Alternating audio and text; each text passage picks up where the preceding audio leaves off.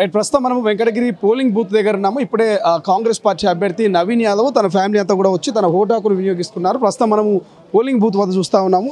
నవీన్ యాదవ్ కుటుంబ సభ్యులంతా కూడా వచ్చి ఓటు హక్కును వినియోగించుకున్నారు. ప్రస్తుతం 9 వెలుగు స్క్రీన్ మీద మనం చూస్తూ ఉన్నాము. ఉదయం 7 గంటల నుంచే ఓటింగ్ అనేది మొదలైనటువంటి పరిస్థితి కనిపిస్తుంది. సో నవీన్ యాదవ్ కూడా ప్రస్తుతం చక్కటి పోలింగ్ సందర్భంగా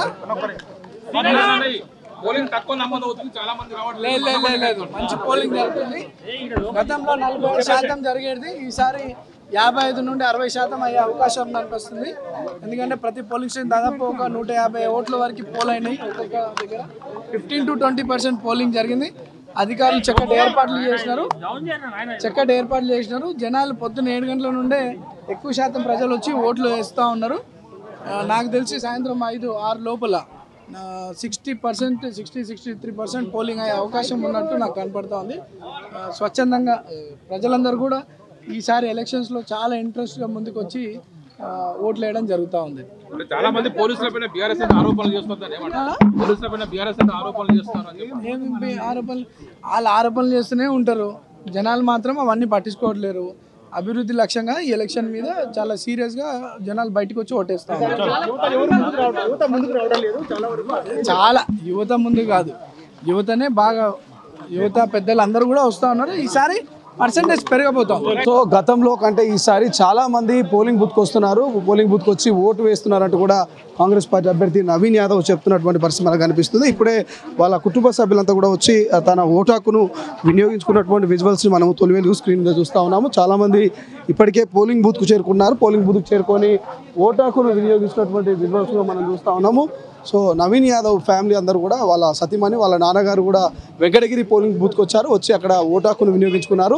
అందరూ ఓటు హక్కును వినియోగించుకోవాలి, ప్రతి ఒక్కరు కూడా రావాలని చెప్తున్నారు. చిన్న శ్రీశైలం యాదవ్ ఉన్నారు, నవీన్ యాదవ్ వాళ్ళ ఫాదర్. ఆయనతో కూడా మనం మాట్లాడించేటువంటి ప్రయత్నం చేద్దాము.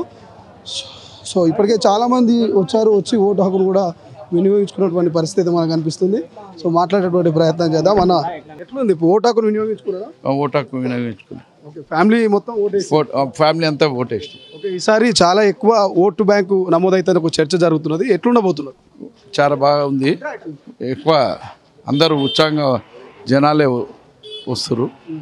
ఎట్లుంది లోపల ఏర్పాట్లు ఎట్లున్నాయి పోలింగ్ బూత్లో?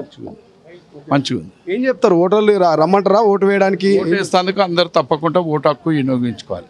రైట్, ఇది నవీన్ యాదవ్ గారి తండ్రి శ్రీశైలం యాదవ్ గారు కూడా ప్రతి ఒక్కరు రావాలి, ఓటు హక్కును వినియోగించుకోవాలంటూ కూడా వాళ్ళు చెప్తున్నటువంటి పరిస్థితి.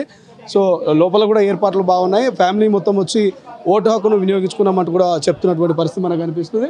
సో భారీ స్థాయిలోనే ఏర్పాట్లు చేయడం జరిగింది. ఇక నిఘా వర్గాల నుంచి అంటే ఎటువంటి సంఘటనలు జరగకుండా, ఎటువంటి గొడవలు జరగకుండా సీసీ కెమెరాలు కావచ్చు, లేకపోతే డ్రోన్ల ద్వారా కావచ్చు, పోలీసు బందోబస్తు భారీగా ఏర్పాటు చేశారు. దాదాపు 5,000 మంది పోలీసులు ఇందులో ఉన్నట్టుగా తెలుస్తోంది. నవీన్ యాదవ్ ఇప్పుడే ఓటు హక్కును వినియోగించుకొని బయటకు వస్తున్నటువంటి విజువల్స్ మనకు కనిపిస్తుంది. ఒకసారి మనం మాట్లాడేటువంటి ప్రయత్నం కూడా చేద్దాం నవీన్ యాదవ్తో. నవీన్ యాదవ్ ఓటు హక్కును వినియోగించుకున్నారా? అవునండి, ఇప్పుడే మా కుటుంబ సభ్యులతో అందరితో వచ్చి ఓటు వినియోగించుకున్నాను.